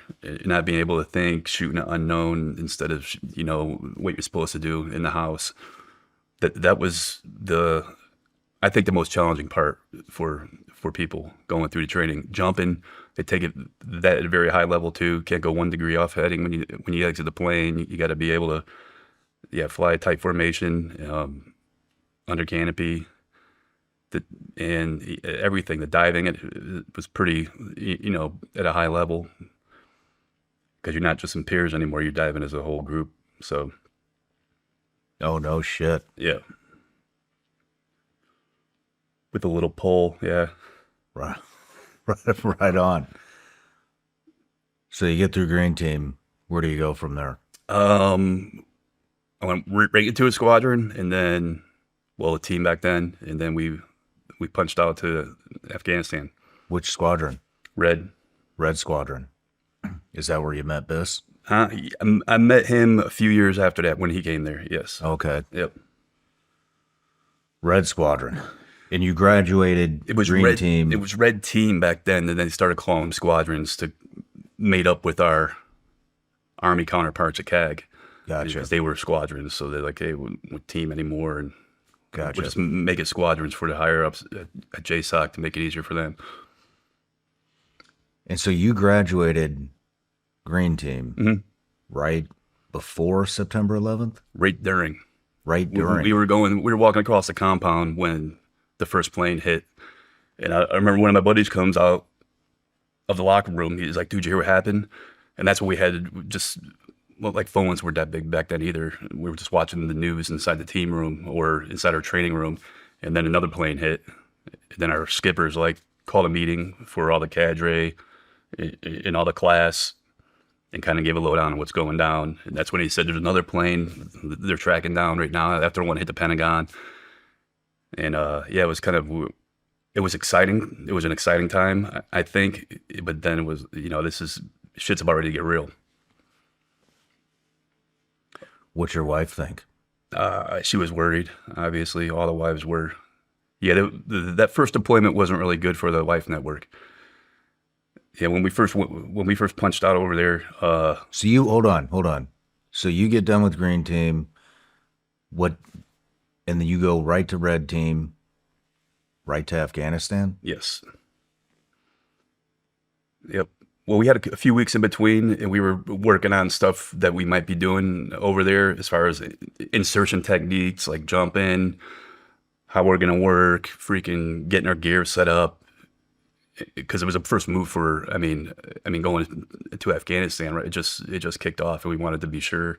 Were you the first squadron to go? No, second. What were you guys doing? What was the mission gonna be? Hunting down Bin Laden was the big one. Obviously, when we first got over there, looking for him all over his network of people, and just trying to find him, and that was our big mission when we first went over there. Well, let's talk about flying in there. I mean, you just had roughly a 10-year career at SEAL Team 2? Yeah, yep, 8. 8 years at SEAL Team 2 with a 8-month break. You joined the SEAL teams because of Rambo in 1982. Yep. And now you're stepping foot in a country that just, where a terrorist cell is, that just fucking hit the Twin Towers, the Pentagon. Yeah. Yeah, we flew over there. That was freaking entertaining too. The crew that I was with, the team, the boat crew, and like a little squad, you call it, pretty in the teams. We moved around. We call ourselves the orphans. We moved around from. We landed. We got in Kandahar, and then we went to a couple other small towns. We were living out of a backpack, eating MREs for almost 4 months. Holy shit! And then just standing by, trying to develop intelligence to actually track down people in this network. And then they had a big military offensive, Operation Anaconda, that happened during our first pump over there, where we lost Neil Roberts, Fifi, and Chappie, the controller, and that was. You were there for that. We were on the other bridge. Yeah. Holy shit! Let's go into that. Well, getting into that was even funny because my chief. My boat crew leader, which call him Crazy Horse, he's like, Jay, are you still up on your JTAC stuff? And because he comes out of a meeting, right? And we're just messing with our gear. Like I said, we were moving everywhere. And he wanted to know if I was still, because I was a communicator too, as well in my platoons I've done. And I'm like, yeah. He goes, dude, you know how to use like 117 Foxtrot? Yeah, dude. He's like, I'm like, why? We had no idea what was going on. He goes, I'm trying to get us some work. We were an assault team. We weren't a recce team, but they wanted to put up, they're like, well, we got snipers in here. We get with 10-inch barrels too. It was stupid. But it was 2 hours. You got 2 hours. Go do your radio checks. Meet up with Al, who was our comm support guy. Not a team guy, but a very smart, incredible guy. And get a DMC 125 satellite antenna, the donkey dick, UHF. I'm like 2 hours, and then we got to pack out rucks for. I think we're going to be out there 7 to 10 days, and guys weren't really sure like how to pack out a winter ruck because it was freaking cold, and we were at 10,000 feet most of it, not between 9 and 10,000 feet. So yeah, I'm doing radio checks as we're getting on to freaking 47 to go in. I'm like holy off the shit! back of So wait a second. They're sending a fucking assault team in to do sniper work with 2 hours of prep time? Yeah, yes. It was one of those things, hey, it's better, let's go do something instead of not doing anything, right? And yeah, we inserted up on this point. It was jumped off the Rapid Ants, set up our our OP site as TF Mountain. It was the 82nd 101st Airborne as they were moving to clear out this valley. And we just called in CAS for a week. And then one night, that March 4th anniversary just passed. That was when Neil and his team with Slavy and a couple other guys, that's when they inserted and got lit up, and where Fifi fell off and ended up dying. I just interviewed Pete Blaber about this. Oh, I think he was out there as part of. Didn't he write a book? He did. Yeah. He did. Yep. He was with the Delta unit that was there before. Mm-hmm. How do you feel about that now? I thought we helped out a lot. We did. I mean, we supported, the big movement with TF Mountain or whatever, the 100, those guys. And it was, I didn't feel good when, we found out that Fifi passed away. All of our CAS went to them, and then we kind of, we took it out on the Taliban the next day, put it that way, just with more CAS. And yeah. Were you the one calling the CAS in? Yes. How did that feel? It was. I mean, you're on your first operation that's gone kinetic, I'm assuming. Yes. Well, big time kinetic, yeah. Yeah. It was a fucking huge operation to cut your teeth on. Dude, yeah, Anaconda, we'd call the cat. We had shoot B-52s, B-1s, 18s, 15s.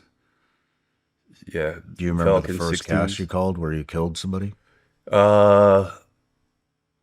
Yeah, it was right there with B-52s on a Dishka site, actually. Can you describe We had shorty rifles too, which was, our post-op debrief on that was, all right, we do this again, we got to do it a lot better. But Can you describe your first gas? it was actually, pretty dramatic. I mean, as far as what a B-52 could drop, you know what I mean? And pretty accurate too. I mean, Describe dropping JDAMs. everything. What were you hitting? It was a Dishka position in the town that was a good maybe 2,000-3,000 meters from us. And but we'd see these guys come up, start lighting up the 101st, 82nd. We had them all gridded out already. And we were doing this with a GPS and a rangefinder back and forth. There's a lot better ways to do it nowadays. But it was super accurate. As soon as you give, the modified 9-line to the pilot or the controller up there in the B-52, they programmed where the JDAM's going to go. And yeah, took it out. And then freaking 4 hours later, another guy would come out of there was a big cave system. It was called the Whale. And yeah, the guys would just come out of that and just like refill the roll and just keep doing it. They were like little ants. You know what I mean? It was, Yeah. How did it feel for your first gas? I felt successful. It felt good. It was just work. You know what I mean? It's just pretty much what it's about. That's it. How many bombs do you think you dropped? Oh my goodness. Dude, that was a long time ago. A lot. That's all I know. A lot. Yeah, I gotta read the post-op we did. It was, yeah, a pretty good amount of munitions. I'll bet. Yep. What was the sentiment like after Neil died? Oh, revenge, I think. You know what I mean? And yeah, that whole thing. Yeah, it was tough too, because the guys that I was with, the other 4 dudes that knew him really well. I knew him from 2. Then he came over to the command before I did, and the 2 guys that I were with were really good buddies of him. And when his call sign came back, that's who fell off the helicopter. They're like, shit. And at this time, yeah, getting back to the wives being home. At this time, we didn't even talk. Yeah, we haven't talked to anybody for like almost a month from home. So they were kind of worried. And then that hit the news, and our command did not know how to deal with that.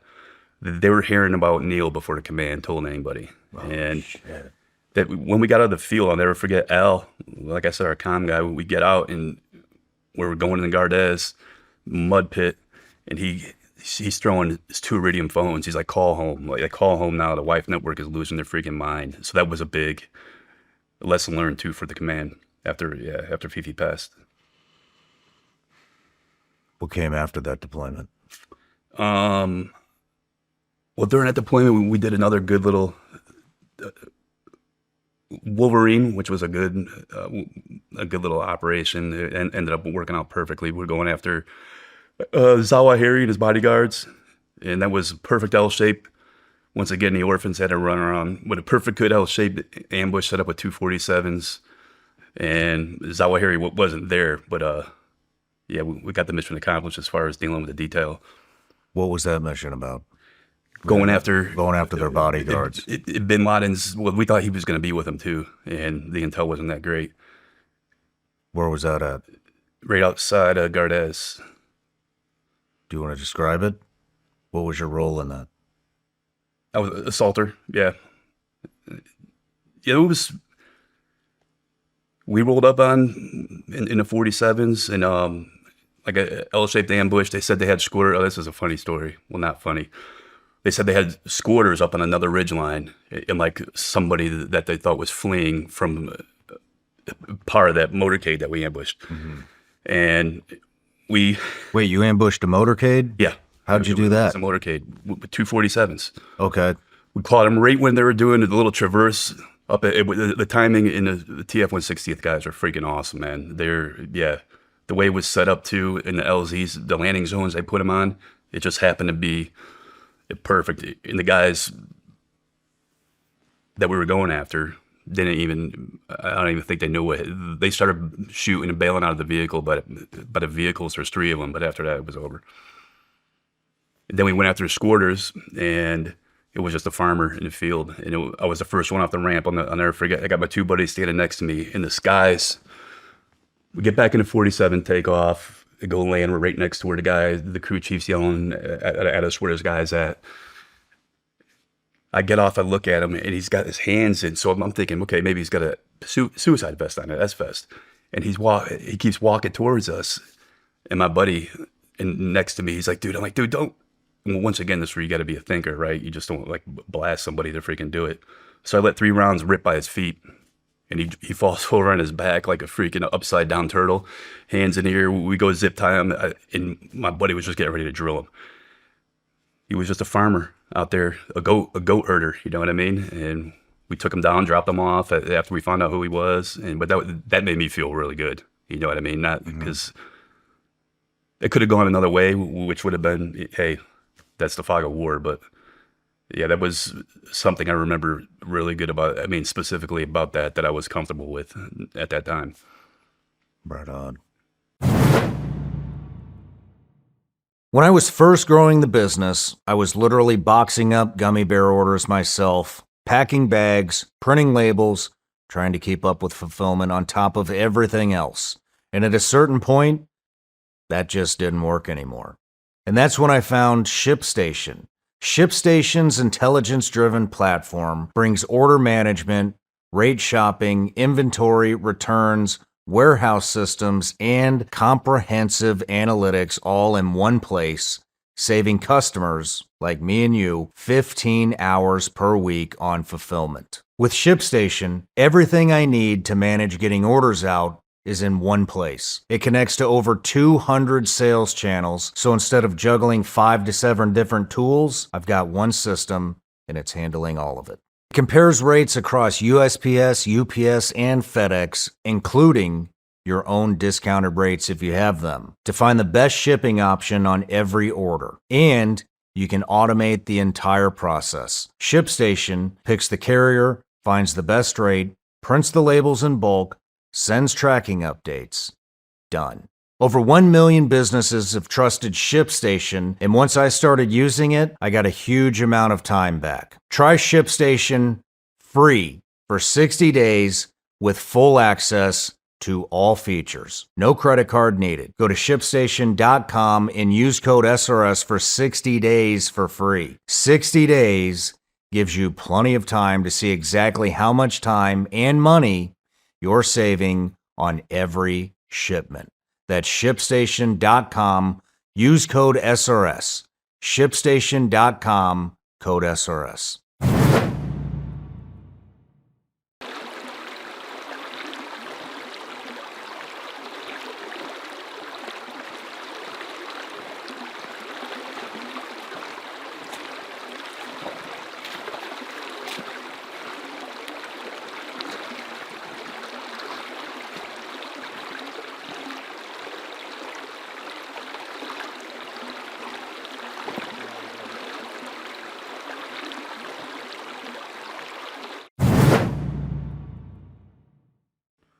You guys are busy. Yeah, but it was a lot of sitting around waiting, you know what I mean? Like waiting to do something, getting approval to do something. And then, yeah, when we went through 3 times, wasn't really that busy. I was going to go to the training cell until one of my chiefs said, dude, you want to go to Iraq? And I'm like, yes, I want to go to Iraq. Because I've heard the stories from Green. Oh, it's everything a team guy wants to do. And get up at night, eat dinner for breakfast, and then walk out to the birds, go do your work, come back and do it again, maybe all night. But yeah, Iraq was, I think what every team guy at that time, the type of operations they wanted to do, just going out and getting busy. No shit. What year was this? 2003 and 4. Same squadron? Yeah. Yep. Yeah, we sent a couple other guys. We would do the crossbreeding. Like we sent a couple guys from I think even Biss did it, from the newer guys actually, to go work with CAG, with Delta Force guys, and then we do it back and forth. And we took a lot of lessons learned too, and brought that into our training and our SOPs, the way we operated, coming from each side. Like you ever remember doing a hot hallway in training? Oh yeah. right? That's one of the stupidest things you could do, right? Just, hey, just run all the way down there instead of, maybe crashing or throwing a grenade. And we learned that lesson the hard way from a couple squadron guys in the Army. No shit. So did you augment over there? No, No? no. You went over there with Devgru. Yes. Yep. How was it? Was it what it was cracked up to be? Yeah, it was. It was yeah, we were busy, but it was everything, like I said earlier, that you kind of want. Yeah, man, hey, just load up, come up with a game plan. It got to the point, like the first couple times when you're planning to go, go to work, you overthink things a little bit too much and you get like a little bit nervous. But then once you keep doing it more and more and more, it just becomes second nature. Like you could go, all right, we got to go take this down. And our officers wouldn't even come in there. They'd let the team leaders figure out, okay, yeah, I got the white side again, got the green side, blue side, whatever, boom, just go to work. But it was great. And then walk out to the little birds or 60s or 47s. And the targets would change all the time depending on the intel and what we had going on over there. Just going What after. were you guys going after? Just going after bad guys. Just going after just bad dudes. Shit that were coming over from different places to different countries, and not only just in Iraq itself. How many targets are you guys hitting a night? It would depend on the follow-ons. Some nights 1, some nights 5. It just depended on what we got off one target, if we even landed on the right building, or if they moved somewhere else. And that's where the ISR assets were great too, helping us out. And getting back to, we're talking about the drone war now, that with drone warfare, it'd probably be so much easier to actually pinpoint and not mistakenly hit targets. You know what I mean? Yeah. I mean, what did you... So now you're doing close quarters combat. Mm-hmm. Lots of action. You got a wife, a kid at home. Mm-hmm. What's going through your head during all this? You don't even think about them. If you can't let that distraction get in your way, that's where people make mistakes. Like when you leave home, it's all right. As soon as that gate closes, you walk in there. Like, if you think about that, you're gonna let your boys down. You know what I mean? Compartmentalize it. Yep, you could compartmentalize it. Just like you do losing a teammate. You got to compartmentalize it and put it in the cupboard and try not to let it peek itself out. Keep the cupboard closed. What about the cadence? Cadence of ops. Are you keeping up? Yeah. You feel good about it? Yeah, it was, back in that time, it was what we wanted to do, like what we were trained to do. But the cadence was there, definitely. Yeah. Do you remember your first kill? Yeah, it was on a rooftop. I mean, I don't want to talk about that, but yeah, it was. It was because we were a recce team. We climb up buildings, and I don't know if that was my first one. Once again, you compartmentalize that too. But yeah, a guy with a gun on a roof, sneaking over the side as our assault team was coming up. Yeah, we like to climb buildings. They're recce guys. Did the killing bother you? No. I mean, of course, it's gonna bother you if you sit back and like think about it, right? But no, I mean, it's work, and you're doing it to save. If you put it in their mindset, in like, hey, I'm protecting my guys right now, and that's pretty much what we did a lot of as a recce team. Yeah, I'm covering my guys, protecting them, and that's you just don't think about the actual action that you just did. Anything else you want to talk about on that deployment? They all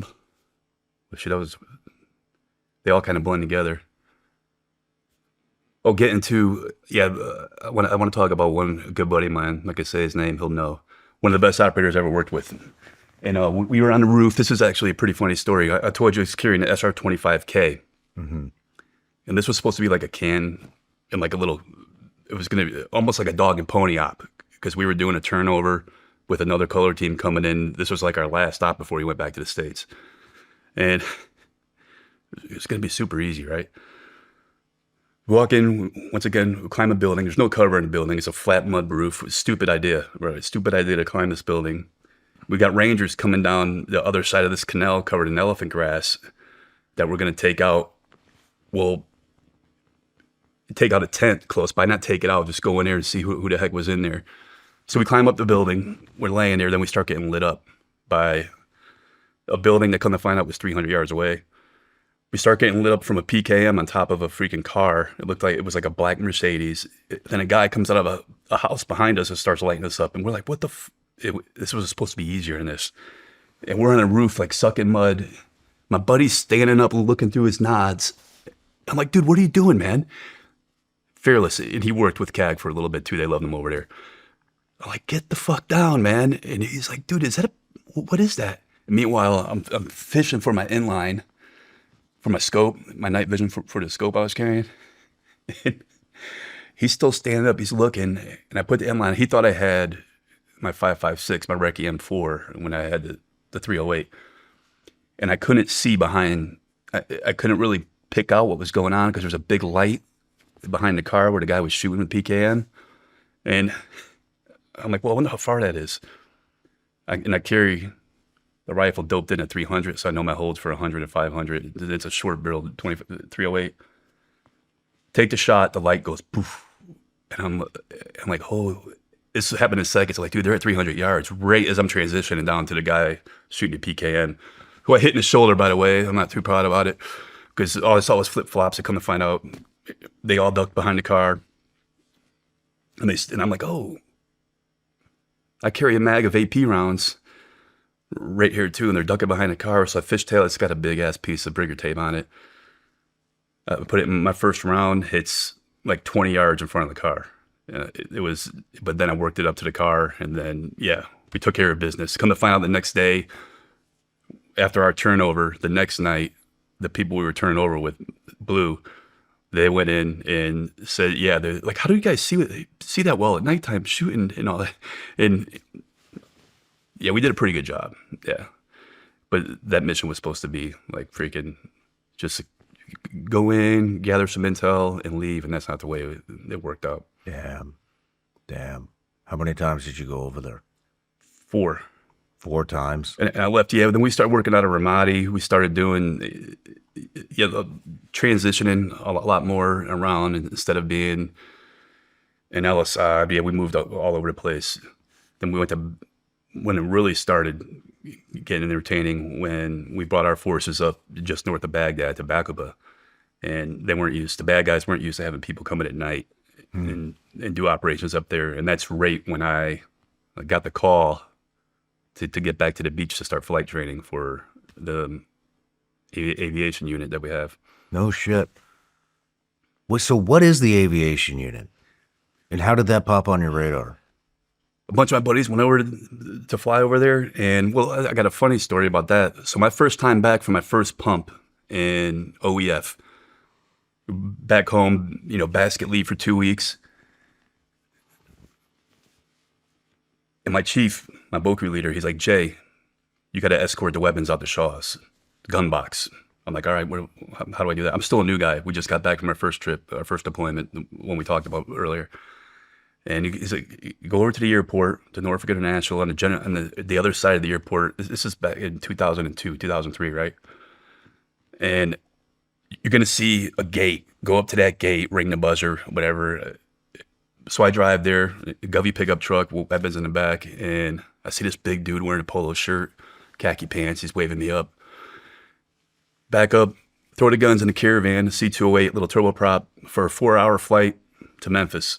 So we take off, and this dude's asking me all kinds of questions about the deployment. Like, hey, about Roberts Ridge, what's going on? And I think he's just like some normal dude, right? I'm total oblivious.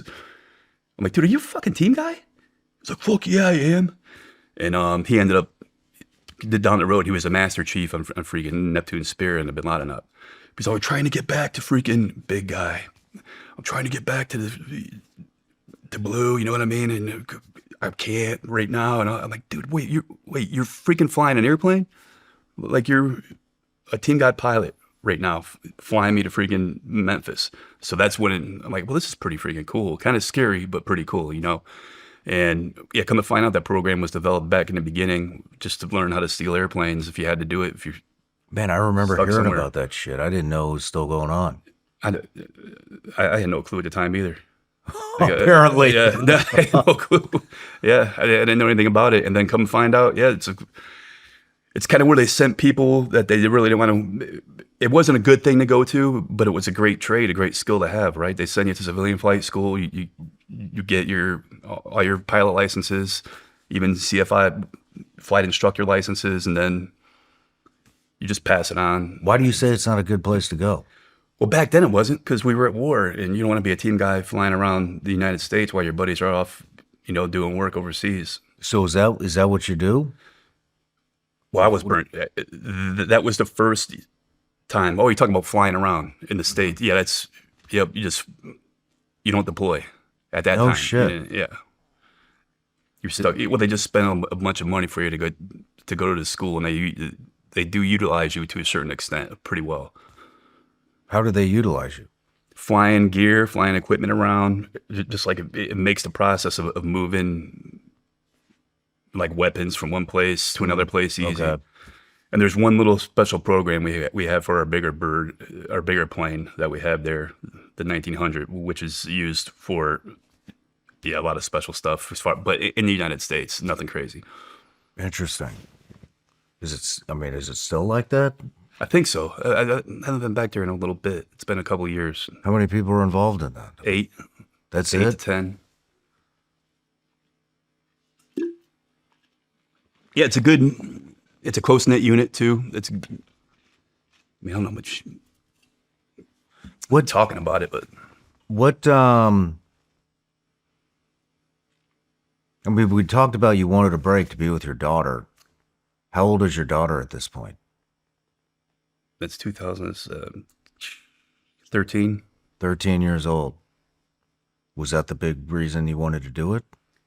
Yeah, and just get a break from, just kind of getting, the same routine, Some normalcy. every 4 months, every 8 months, and also building that skill. Because when I went over there, they're like, hey, you're not going to make Master Chief if you don't take a certain leadership position as a troop chief. And I'm like, no, I'd rather get my pilot trade, than have to worry about making E9, so, and it turned out to be a smart move, and also being home a little bit more. But you do go to flight school for like almost 8 months in Florida. So it's a lot of back and forth. How did it feel being home after all that? It felt good. And we got divorced, of course. You did get divorced. Oh, yeah. Yep. Yeah, we were separated for like 3 or 4 years, and then tried it again, and then nope, it just didn't work out. Sorry to hear that. Typical story about teen guys. Yeah. 90% success rate at getting divorced.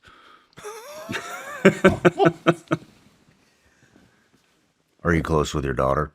Yes. I try to be closer. We had our little problems when she was like a younger, in her teens, you know what I mean? And when me and her mom were separated, it was kind of, she could pick and choose who she wanted to see. Me and her mom really didn't have a ugly divorce at all. We just say, hey, what do you want? What else? But when she was going through that age, yeah, she was a typical teenage girl. Mm-hmm. And plus, I was flying a lot. I was just learning to fly. And yeah, but I'm pretty close to her. Yeah, she lives in Virginia Beach right now. So you got divorced after the break.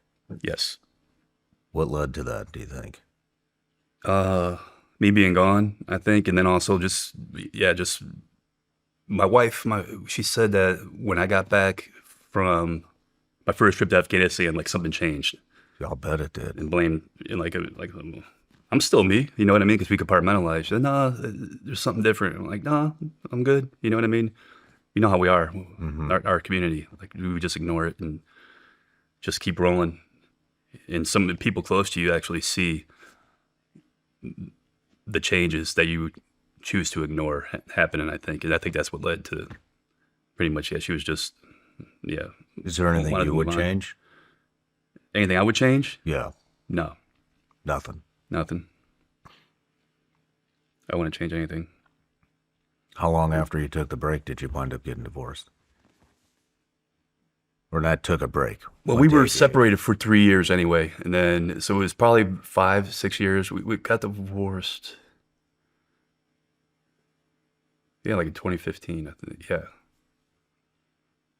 Did you feel different when you were coming home from Iraq? No, I was just worn out. Did you notice any changes? I didn't know. She might have noticed. Yeah. Looking back, do you notice any changes? Well, hindsight's always 20/20, right? So I think, yeah, maybe I was a little more cold, more when I got home. You know what I mean? More. I sound like a psychiatrist now, but I wouldn't say not as caring, but not as emotional, I guess. So I guess that's a side of me she saw that changed pretty much. So do you feel like that you had any PTS, TBI? No, I did have TBI, and I had to go through that with the FAA too. That's another story. But no, not really any PTSD. I think we're good at compartmentalizing. You know, the certain days like March 4th, like we talked about, August 6th, like Extortion 17. Yeah, there's certain times where you like, shit, has it been that long? You know, and like you miss those dudes too. So it's kind of, but then you just move on, right? Because if you dwell on it, it does you no good at all. Yeah. You're staring in the bottom of a freaking vodka bottle or something. You know what I mean? How do you deal with it now?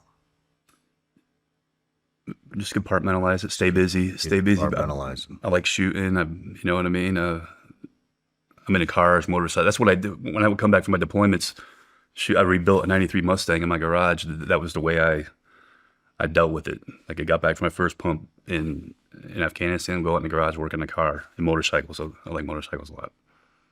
That's how I deal with it. Keep busy, because a stagnant mind is not something that's good. Yeah. What kind of motorcycle do you have? Ducati. No shit. Not a Harley? It's a V4 actually. Right on, man. Fucking A.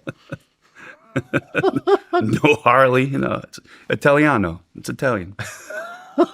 Right on. So what did you think of the aviation unit? It was good. It was monotonous, you know what I mean? But you learned a lot. A lot of times you're on call.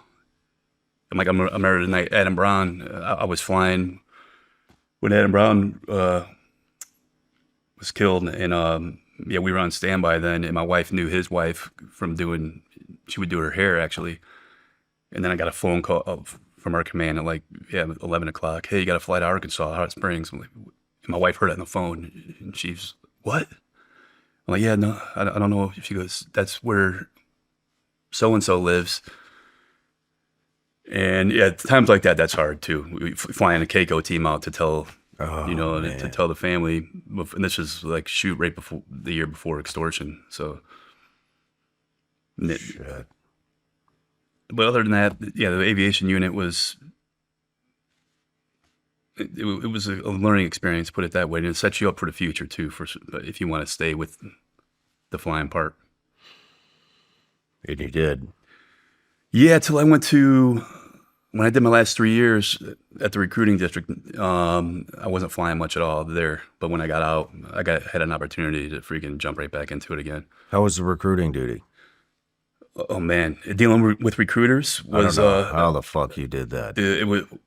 When I first went in there, I told them I had very little respect for anybody that could sit behind a desk in the military for a career and have a rating of a Navy counselor. And then I think it should be a civilian position, personally, because they want, like our job there is to give them quality.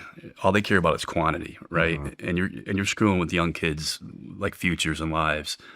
And I was glad I went there with the rank that I had as a senior chief, because I don't see how like a second class at E5 could go do that job, because they would just get stepped on as far as, hey, keep giving us bodies. You know what I mean? We're not going to just sign somebody off. That's how that job got created in our community when they made SO an actual job, SEAL, EOD, diver, rescue swimmer, Yeah.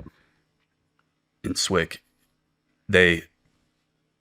Recruiters would just, pencil whip their Yeah. PST scores, and then they send them up to boot camp where they already spent money on getting this guy up there, going through boot camp, and they bomb the PST. Like, why are you sending these guys to us? You know, and that's where they put in the shit screen at the recruiting level. So they would have more qualified candidates go up there. And it was cool, like, going out the way it came in, you know, talking to kids, answering their silly little questions about buds and training, all the book writers' books that I may have read one or two.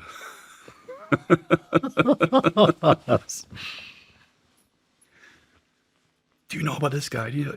But it was a rewarding job. It was rewarding. Even though I think like maybe 5 kids I sent, they made it through buds, but in 3 years. Right on. So why did you, what led from the aviation unit to the recruiting? I wanted to move to Texas. Why did you want to move to Texas? Because I used to like it when we trained down there in the 90s. We trained at Fort Hood and go visit Austin back when it was a nice sleepy college town. It's not anymore, but I just like the weather there. It does get hot though. The people, the culture when I was there. And it worked out. I didn't even know that job was a job. I called up my detailer, and he told me that there's a recruiting job in San Antonio, like working there. And I'm like, what? I don't want to be a recruiter. He goes, no, it's a coordinator. I never even heard about it before, once again. And you work with a civilian counterpart that worked for Academy. It's like a contractor. So there's 2 of you. And I had zero shore duty. As far as every command I was at, I was always on like sea duty, could deploy whenever I want. He's like, dude, I'll hook you up with this job. And that's what made me go to Texas. So I like anywhere, San Antonio, Houston, Dallas. And it covers a humongous district in Texas. It's San Antonio all the way up to the northwest, all the way down to the southeast. Oh, wow. It's huge, a lot of driving. But like I said, it was rewarding. It was rewarding. I mean, what was it like for you to just totally punch out of that command, out of SEAL Team 6? That was kind of relieving. Shit? It was kind of relieving, yeah. It was good just to move on and think about the next chapter. You were done. Yeah. It was, and things started to slow down too a little bit. But in losing friends, and like when Extortion 17 got shot down, man, I actually flew up to Boston to pick guys up that were training up there. And I was sitting behind home plate at Fenway Park because I was only one of the top Red Sox and Patriot fans that everybody knew that was up there. They had tickets. So I'm sitting behind home plate. And my phone, it was actually Biss. My phone vibrates. I'm like, he's a 2 Troop.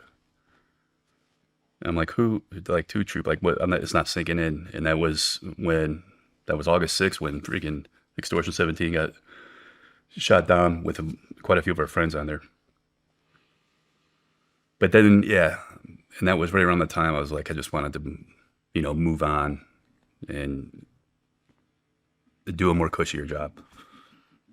You were ready. And the divorce. Just wanted to get away from, the area, Hampton Roads area, and start out new. And I had a new girlfriend too, who's now my wife. Well, congratulations. Yeah. How'd you meet her? That is another interesting story.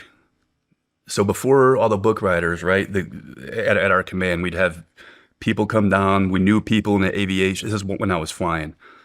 We knew people in the aviation community, like higher ups, like some of the guys that founded NetJets, just through doing our recurrent training in LaGuardia Airport. So we'd bring them down for visits. They'd visit the command. I'll never forget one time we're walking around the command, get them a tour of a room, kind of like, the team room, and then going downstairs, showing this monument we're getting built. And one of the head guys of United Technologies, Pratt & Whitney, he's like, well, when's it going to be done? And we're like, well, we don't know. We need like 25,000. Whenever operations guys is telling him this, and he turns around to his assistant and whipped out one of those big like notebook checkbooks and writes it in here. It's covered. So through that, he was good buddies with my current wife's best friend's dad. So we met up through that meeting right there, and then it just kind of. A long story short, my wife's going to be pissed, but her best friend died, and then I called her just to say, hey, I'm sorry about it. And then we linked up that way. Gotcha. But through that meeting that happened at the command, of course, they got to shoot like freaking 50 cals, the Magnavice. They got to shoot grenade launchers. They had a blast. And now they don't do that anymore. I can't even get on the command anymore because of the notoriety. But they were very happy. And yeah, it was a pretty cool the way that went down with, taking care of the memorial that they were building for the command. Just this one guy writing a check. It was it impressed me too, and they were happy with their experience there. Right on. What was it like for you separating out of the Navy? It sounds like you're 100% ready. Yeah. Yep. Well, I was offered a job to actually fly by a great company out of California, Solaris Aviation, and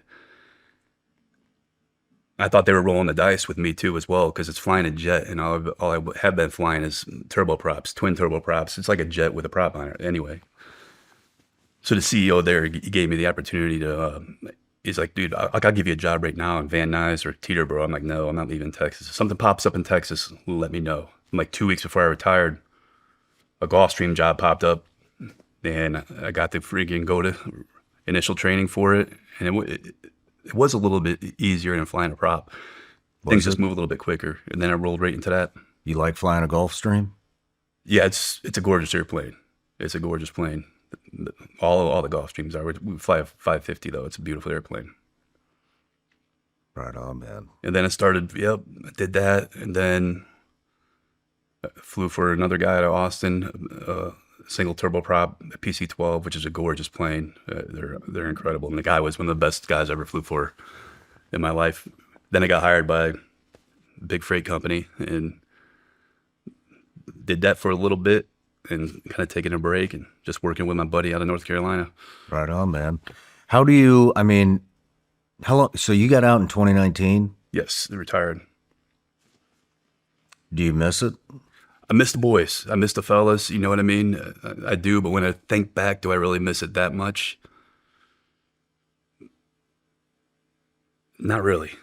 I mean, I miss some of the cool things we did, but I was ready at that time. I have replaced shoulder, my knee, my back's jacked up. Freaking, yeah, it took a toll. You know what I mean? And mentally, it takes a toll on you. Yeah. It takes a toll. Yeah. Especially with the FAA, it takes a toll. What do you mean by that? We went to Isle of Man. I got back, and I'm trying to help other people out with this, right? I got back from Isle of Man going through the mail. We went there for the TT races, the motorcycle races there. It's freaking incredible experience in itself. But I'm going through the mail, and I go, I never get a letter from the FAA. Open it up. I'm like, hey, we see you're a disabled vet. I'm like, yeah. And you got to tell us everything that's on your VA letter. And I'm like, well, when I take my physical every 6 months, I check off like the stuff that bothered. I didn't even know about half the stuff that was on my VA letter. And I read it. I'm like, oh, because it's kind of like a blanket one we had. Yeah, long story.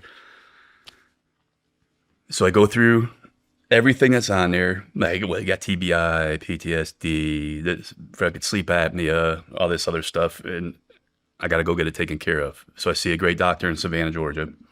He has me go through everything. I go through all the testing, smoke it. I mean, my brain is like fried going through the neuropsych testing. And then I end up answering questions to a bunch of other guys that are disabled vets that are pilots that are going through the same thing. But a lot of these guys, they keep trying to push for more disability, right? But they don't report it to the FAA.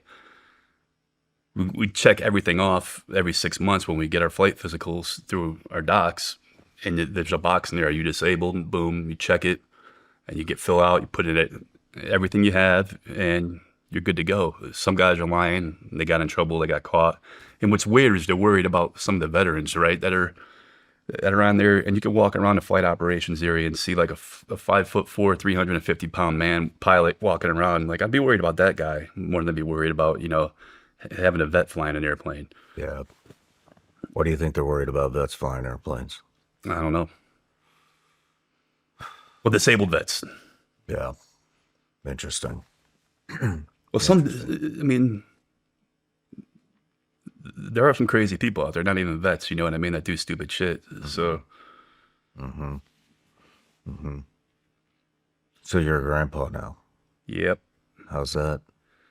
I don't see them that often, but when I do, it's cool. The littlest one, Braxton, he's a terror. And yeah, Topher's they're both good kids. They're good kids. They're crazy. They're good. Right on. Yeah, it was weird. That wasn't planned either.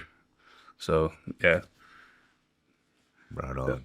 yeah, they're good kids. I spoil them when I see them. You know what I mean? That's pretty much what you get. I'm looking forward to getting them out in Texas, do some shooting. I already bought them like a little 22, a little Tomcat, whatever. Nice. The little can on it. Yeah, Nice. I'm looking forward to that. Maybe you can get him behind that 300 black out there. Yeah, in a couple more years. I don't want to give it to Braxton. He might turn around and shoot me with it. Shit. Oh, man. You want to go break that thing in? Mm-hmm. Well, before we do, what do you got coming up next? Anything? Anything exciting? This is a big step for me. I'll tell you that, coming in here and talking to you. And thanks for the opportunity. My pleasure. Well, Jason. Yep, I got recurrent training next week, so that's my next big step. Right on, man. Well, I wish you the best of luck. Thank you. Thank you, man. Cheers. Thanks.